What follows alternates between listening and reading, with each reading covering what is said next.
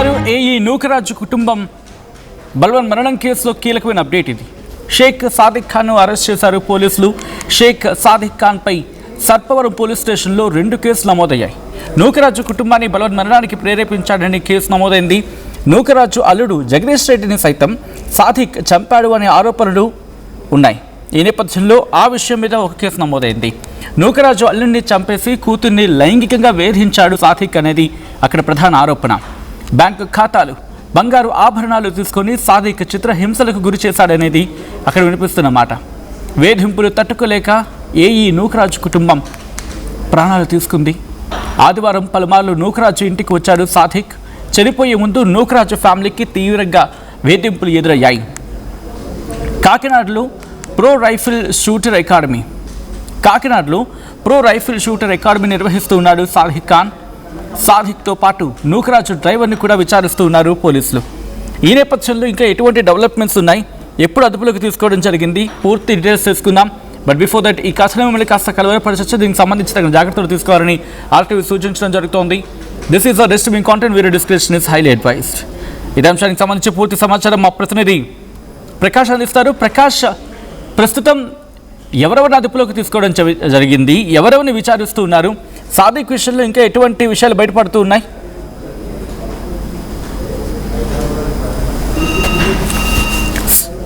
Right Prakash, ప్రస్తుతం ఎటువంటి investigation జరుగుతోంది, ఎవరెవరిని అదుపులోకి తీసుకోవడం జరిగింది, ఎటువంటి విచారణ జరుగుతుంది?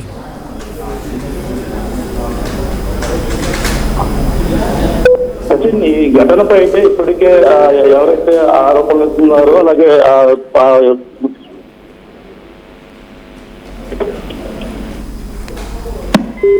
Please continue.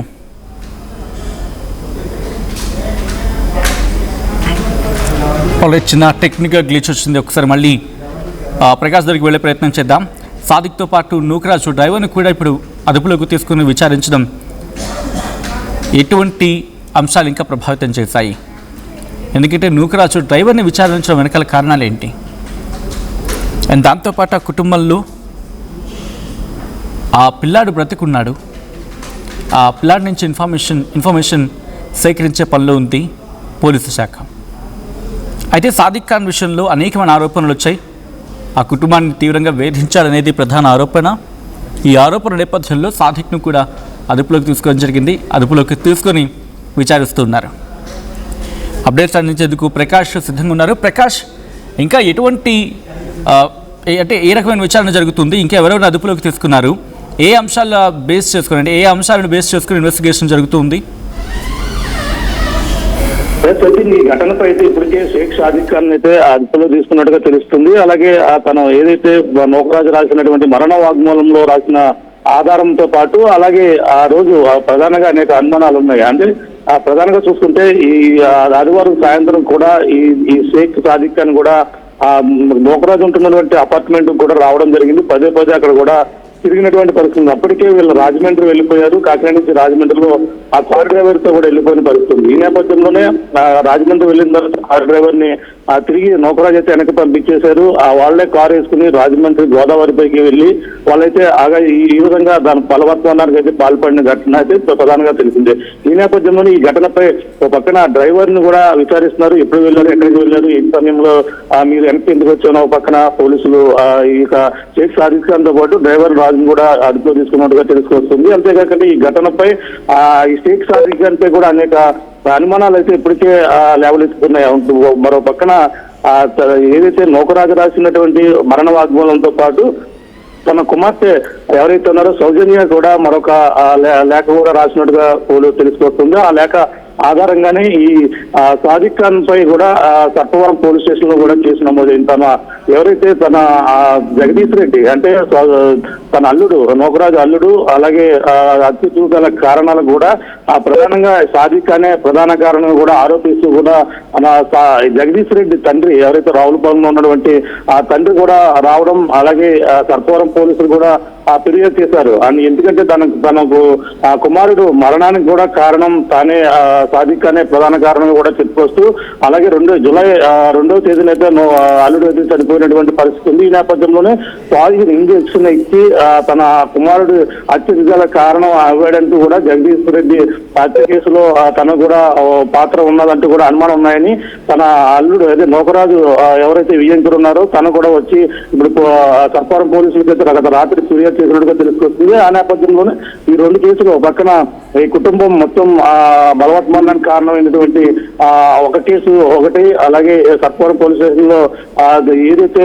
జగదీష్ రెడ్డికి మరణానికి కారణం కూడా ఇతనే అంటూ కూడా తన తండ్రి చెప్పిన రెండు కేసులతో కూడా పోలీసులు అయితే విచారణ అయితే కొనసాగిస్తున్నారు. ఏదైతే నోగరాజుకు సంబంధించిన నిన్న సాయంత్రం తన యొక్క భౌతిక కనిపించింది. మిగిలిన ఇద్దరు తన భార్య వీణకు సంబంధించి మరొక కుమార్తె సౌజన్యకి సంబంధించి ఇద్దరికి కూడా మృతదేహాల కోసం అయితే పోలీసులు అయితే గాలింపు చర్యలు అయితే ముమ్మరం చేస్తున్న పరిస్థితి కనబడుతుంది. కానీ తన కొడుకు ఎవరైతే ఉన్నారో ఆ కార్తిక్ రెడ్డి ప్రాణాలతో బయటపడ్డాడు.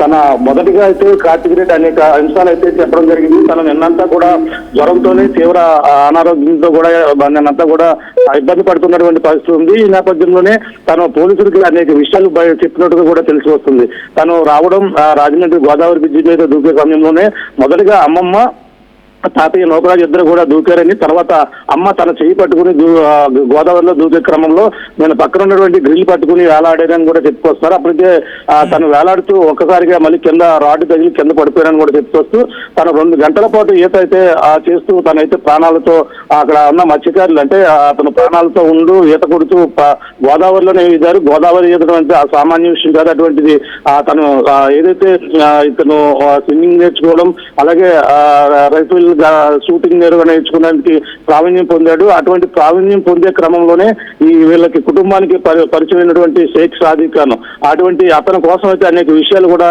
తమ తల్లిని పదే రావడం, ఇటీవల కొన్ని రోజుల క్రితం కొట్టడం ఇవన్నీ కూడా చేశాడంటూ కూడా తను కార్తిక్ రెడ్డి అయితే పోలీసులకి ఇటువంటి విషయాలన్నీ కూడా చెప్పినట్టుగా తెలుసుకొస్తుంది. కానీ ఈ విషయంపై ప్రతి ఒక్కరు కూడా కన్నీరు పెట్టుకున్నారు. కుటుంబ సభ్యులందరూ కూడా ఇప్పటికే నోకరాజు చెల్లి ధవళేశ్వరంలోనే ఉంటుంది, తను కూడా అక్కడికి చేరుకున్నారు.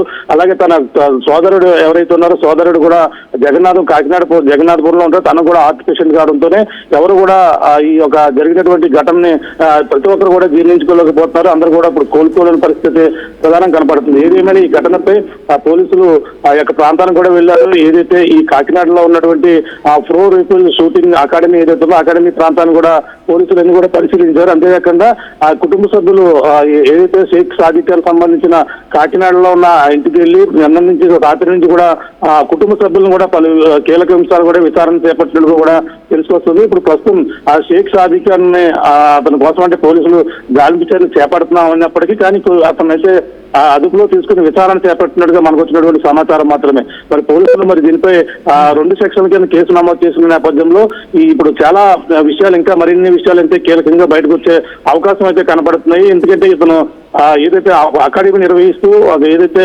ప్రో రిఫిల్ షూటర్ అకాడమీ నిర్వహిస్తూ అతను అవుతుంది. ప్రకాష్, ఎప్పుడైతే ఇంత వేధింపులు జరుగుతూ ఉన్నాయో పోలీసును ఆశ్రయించే ప్రయత్నం ఆ కుటుంబం చేయలేదా, లేకపోతే పోలీసును ఆశ్రయించే ప్రయత్నం చేసినప్పుడు అక్కడి నుంచి పోలీసు నుంచి సహకారం అందలేదా? దీనికి సంబంధించి ఆ కుటుంబం ఏమంటోంది? అంటే ఇప్పుడు ఏదైతే గత అంటే పోయిన నెల అంటే 2వ తేదీనే తనైతే అల్లుడు చనిపోయారు. అల్లుడు చనిపోయినప్పటి నుంచి కూడా తనకైతే వేధింపులు ఎక్కువైపోయినటువంటి పరిస్థితి. ఎందుకంటే అందులో లేఖలో కూడా ఏఈ నోకరాజు అనేక అంశాలు అయితే రాయడం జరిగింది. అందులో ముఖ్యంగా తన అల్లుడు చనిపోయి 2వ తేదీనే జూలై 2వ తేదీన చనిపోయాడు. అప్పటి నుంచి కూడా కొన్ని మానసికంగా కూడా ఇబ్బంది పడ్డాడు. తన కుమారుడు ఉన్న ఒకే ఒక కుమారుడు కూడా 8 ఏళ్ల క్రితం అంటే 8 ఏళ్ల క్రితం వర్ష దగ్గర రోడ్డు ప్రమాదంలో అతను కూడా ఇంజనీరింగ్ విభాగంలో చేస్తుంటారు. అతను ఆ ఉద్యోగరీత్యా అక్కడ వెళ్లి వస్తుండగా కారు ప్రమాదం జరిగి అతను కూడా అప్పట్లో చనిపోయే పరిస్థితి. ఈ విధంగా తన తండ్రి తన కొడుకు లేని లోటుని చూసుకుంటూ అల్లుడే జగదీష్ రెడ్డి ఈ అల్లుడిని నోకరాజుని కూడా చూసుకున్నారు. వీళ్ళు కాకినాడలో ఉంటూ కాకినాడలో ఒక ప్రైవేట్ స్కూల్లో తన కుమారుడిని కార్తిక్ రెడ్డిని కూడా జాయిన్ చేశారు.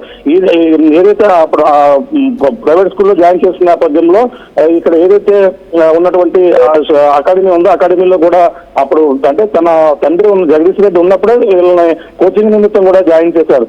అప్పటి నుంచి కూడా వేధింపులు తన ఎవరైతే ఇప్పుడు సౌజన్య నోకరాజు కుమార్తె ఎవరైతే ఉన్నారో కుమార్తెని పలు రకాలుగా ఇబ్బందులు గురి చేస్తున్నారని కూడా అతను చెప్తున్నటువంటి వాదన. ఆ యొక్క ఇబ్బందుల్లో వల్లనే ఆ ఇబ్బందుల కారణం వల్లనే అతను ఈ విధంగా తన ఎవరైతే అల్లుడు జగదీష్ రెడ్డికి కూడా పాయిజన్ ఇచ్చి చంపే ఉంటారనేది కూడా తన తండ్రి జగదీష్ రెడ్డి తండ్రి ఆరోపిస్తున్న వాదన. ఈ నేపథ్యంలోనే అప్పటి నుంచి కూడా పోలీసులకి చెప్పాలి, కానీ పోలీసులు చెప్పకుండా మరి నోకరాజు మరి ఇంటికి విషయాన్ని తనలోనే దాచుకుంటూ కూడా తన అల్లుడు చనిపోయిన నుంచి కుంగిపోయినటువంటి అతను అప్పటి నుంచి కూడా కోలుకోలేకపోతున్నారు. దానికి తోడు ఇతను వేధింపులు ఎవరైతే షేక్ సాదిక్ సంబంధించినటువంటి వేధింపులు మరింత ఎక్కువైపోవడంతోనే తను భరించలేకపోయాడు అనేది కూడా తెలుసుకొస్తుంది. కనీసం పోలీసులు చెప్తే వాళ్ళ కుటుంబం సంబంధించిన పరువు విషయం ఇది, పరువు ఏమైపోతుంది. తన నోకరాజు ఒక పరువు గలగా ఎంతో ఇదిగా బతికాడు. ఒక ఉద్యోగరీత్యా కూడా పిఠాపురం ఆ నియోజకవర్గంలో అనేక ప్రాంతాల్లో కూడా పనిచేశారు. ప్రతి ఒక్కరితో కూడా ఎటువంటి మాట అనిపించుకున్న నోకరాజు ఈ విధంగా కుటుంబ వ్యవహారాల్లో తమ కుమార్తెకి ఒక వ్యక్తి ఈ విధంగా ఇబ్బంది పెట్టడం అనేక రకాలన్నీ కూడా అతను తట్టుకోలేకే ఈ విధంగా కుటుంబం మొత్తం కూడా కట్టగలిపి వాళ్ళ గోదావరిలో దూకాలని నిర్ణయించుకున్నట్టుగా కూడా తెలుసుకొస్తుంది. ఆ విధంగానే తనని ఖచ్చితంగా శిక్షించాలి, మేము చనిపోయిన తర్వాతే అతనికి ఖచ్చితంగా శిక్ష పడుతుందనేది ఒక విధంగా బలంగా అతనైతే భావించారు. ఒకవేళ వండి ఇప్పుడు కేసులు పెట్టినా సరే తనకి న్యాయం జరుగుతుందా లేదా అనేది కూడా తన అనుమానాలు ఇవన్నీ కూడా ఆలోచించే ఉంటారు. ఎందుకంటే అతను ఒకవేళ వేధింపుల కేసు అంటే జనరల్ గా వెళ్తారు, పోలీస్ స్టేషన్ కి వచ్చి కేసులు పెడతారు, వాళ్ళు బెయిల్ తీసుకుని వెళ్ళిపోతుంటారు. ఇటువంటి వేధింపుల కేసు మాత్రమే సెక్సువల్ హరాస్మెంట్ ఇటువంటివి మాత్రమే కేసులు పెడతారు. కానీ బలమైన శిక్షలు పడాలంటే ఏం చేయాలనేది కూడా ఖచ్చితంగా ఇతను ఒక నిర్ణయానికి అయితే రావడం జరిగింది. ఆ నిర్ణయం ప్రకారంగానే ఇతను ఈ విధంగా కుటుంబం మొత్తం బలవత్వరణానికి ఇంకా భవిష్యత్తు కోసం ఎవరు కూడా ఆలోచించలేదు. ఇంకా కొడుకు లేరు ఇతనికి. అప్పటికే నోకరాజుకి 2 స్టంట్లు కూడా పడ్డాయి, తన ఆపరేషన్ కూడా చేయించుకున్నారు. ఒక హార్ట్ పేషెంట్ కూడా ఒక మరో పక్కన తన భార్య కూడా కొంచెం అనారోగ్యంగా ఉంటుంది. ఇటువంటి మానసిక ఒత్తిడిలు పడలేక అన్ని కూడా ఇబ్బందులు చూసి ఇంకా బతికిందా ఎటువంటి ఇబ్బంది లేదు. ఇతను ఈ విధంగా తనకు సంబంధించిన బ్యాంక్ అకౌంట్ లావాదేవీలు మొత్తం అన్ని వ్యవహారాలను కూడా ఇతను బెదిరించి భయపెట్టి వాళ్ళకి సంబంధించిన ప్రతిదీ కూడా స్వాధీనం చేసుకున్నాడు. అంతేకాకుండా తనని రాజమండ్రి వెళ్లే క్రమంలో కూడా అనేక సార్లు ఫోన్ చేసి అనేక విధాలుగా కూడా ఇబ్బంది పెట్టినట్టుగా కూడా తన మనవడు ఎవరైతే ఉన్నారో మనవడు కూడా మాట్లాడినటువంటి చెప్తున్నటువంటి పరిస్థితి కూడా ఉంది. ఈ విధంగా అనేక రకాలుగా షేక్ సాదిక్ చిత్రహింసలు అంటే ప్రధానంగా వాళ్ళకి సంబంధం లేకపోయినా వాళ్ళని ఎప్పుడైతే ఈ జగదీష్ రెడ్డి చనిపోయాడో జూలై 2వ తేదీన అప్పటి నుంచి కూడా మీకు సహాయకారిగా ఉంటానని వచ్చారు, మీ సహకారం నాకు అవసరం లేదని కూడా చెప్పినా సరే బలవంతంగా అమ్మాయి తిరుగుతూ తనతో పాటు రావడం, ఇంటికి రావడం, పదే తనని మాట్లాడుతూ హింసించడం, ఇటువంటి మాటలు చేయడం. మీరు నా మాట వినకపోతే నా కుమార్తెను చంపేస్తాను, లేదని మిమ్మల్ని చంపేస్తాం, మీ మనవడిని కూడా చంపేస్తానంటూ ఇటువంటి అనేక ఆరోపణలతో అయితే లేఖలో అయితే ఎవరైనా ఉన్నారా ప్రకాష్? సాదిక్ వెనకాల ఎవరైనా ఉండి నడిపించిన సందర్భం ఉందా, లేకపోతే ఎవరైనా సాదిక్ వెనకాల ఉండి లైక్ వీళ్ళ అండ చూసుకుని సాదిక్ రెచ్చిపోయాడు అనే విధంగా ఎవరైనా ఉన్నారా? ఆ విధంగా చూసుకుంటే ఇటువంటి ఇంకా పోలీసులు ఇన్వెస్టిగేషన్ లో విషయాలు అయితే తేలవలసిన అవసరం ఉంది. గతంలో ఇతను ఏదైతే రైఫిల్ షూటింగ్ దాంట్లో ఒక అకాడమీలో ప్రావీణ్యం పొందడంతోనే కాకినాడలోనే ఒక అకాడమీ పెట్టారు. అకాడమీలోనే పలువురికి ప్రశంసలు అందించే క్రమంలోనే అవార్డులు ఇచ్చే క్రమంలో కూడా గతంలో ఉన్నటువంటి పలువురు నాయకులు కూడా పాల్గొన్నారు. ఆ నాయకులకు సంబంధించిన కాకినాడకు సంబంధించినటువంటి మాజీ ఎమ్మెల్యేలు కూడా ఫోటోలు కూడా తీయించుకున్నటువంటి ఫోటోలు కూడా ఇప్పుడు సోషల్ మీడియా వేదిక కూడా వైరల్ అవుతున్నాయి. ఆ వైరల్ లో భాగంగా అక్కడ ఉన్నటువంటి అప్పట్లో పనిచేసినటువంటి ఎస్పీ కూడా ఎస్పీతో కలిసి ఉన్నటువంటి ఫోటోలు కూడా ఉన్నటువంటి పరిస్థితి ఉంది. కానీ ఇతను సాదిక్ ఇప్పుడైతే తనతో గతంలో మంది అంటే కొన్ని అండదండలు ఉన్నాయనే కూడా ఆరోపణలు అయితే వస్తున్నప్పటికీ, కానీ గతంలో ఈ స్పోర్ట్స్ అకాడమీ ఏదైతే పెట్టారో ఆ స్పోర్ట్స్ అకాడమీలోనే ఆ పరిచయంతో నాయకులు పిలుస్తుంటారు, వస్తుంటారు, ఆ విధంగానే ఫోటోలు తీసుకుంటారు అనేది కూడా చెప్పుకొస్తున్నారు. కానీ మరి ఎంతవరకు వాళ్ళ ప్రమేయం ఉంటుందా లేదా అనేది కూడా ఇంకా పోలీసుల విచారణలో అయితే తెలియాల్సిన అవసరం అయితే ఉంది. కానీ ఎవరైతే జగదీష్ రెడ్డి తండ్రి మాత్రం ఈ విధంగా తన కుమారుడు మరణానికి కూడా పాయిజన్ ఇచ్చి చంపారనేది కూడా అతను ఫిర్యాదు చేయడమే ఇప్పుడు ప్రస్తుతం మరొక కీలక మలుపు తిరిగిందని కూడా చెప్పాలి. మరి ఈ విషయం మీద పోలీసులు మరి ఎటువంటి చర్యలు తీసుకుంటారు? ఇప్పటికే అనేక సెక్షన్ కింద కేసు నమోదు చేశారు. అలాగే రాజమండ్రిలో బలవత్మరణానికి పాల్పడిన నేపథ్యంలో కేసు నమోదు చేశారు. మరో పక్కన వాళ్ళ ఇంజనీరింగ్ విభాగానికి సంబంధించినటువంటి పంచాయతీరాజ్ గ్రూప్ లో, వాట్సాప్ గ్రూప్ లో మొదటిగా పెట్టినప్పటికీ అప్పటికే వాళ్ళని అధికారులు నోకరాజుని సేవ్ చేసే ప్రయత్నం పోలీసులు కూడా సమాచారం చెప్పినప్పటికీ అతను కాకినాడలో అంటే రాజమండ్రిలో ఉంటారని కూడా ఎవరు కూడా ఎక్స్పెక్ట్ చేయరు. కానీ అటువంటిది ఆయన రాజమండ్రి వరకు వెళ్ళిపోయారు. ఇక్కడంతా కూడా చేజారిపోయింది. వాళ్ళకి అధికారులు అక్కడ ఉన్నటువంటి ఇంజనీరింగ్ ఆయన అసిస్టెంట్ గా పనిచేసే కొంతమంది ఇంజనీరింగ్ యువకులు కూడా అతను ప్రయత్నం చేశారు.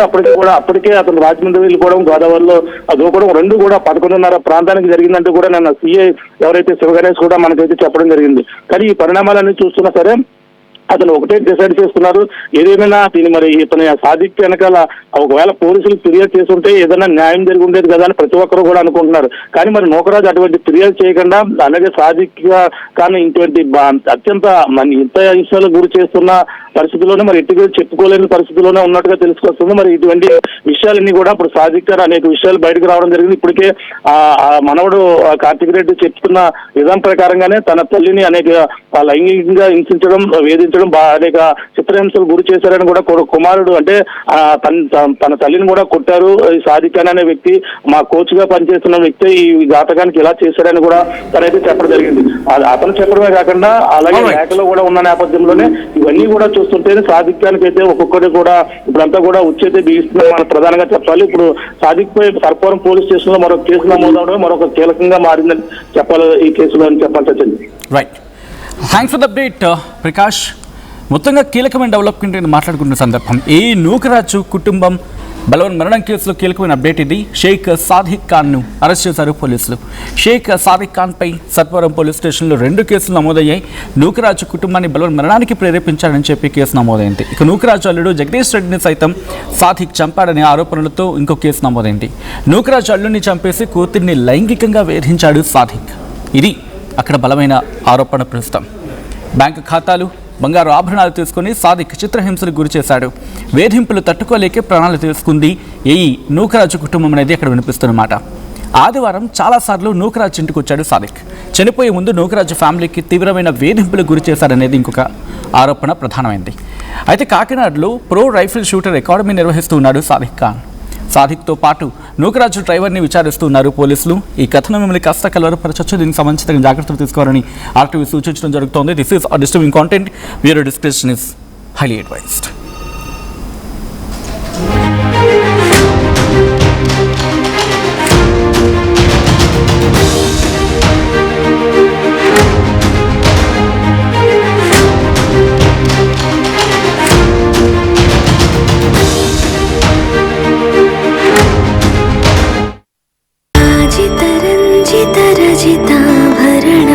Pure in its form with grace made noble.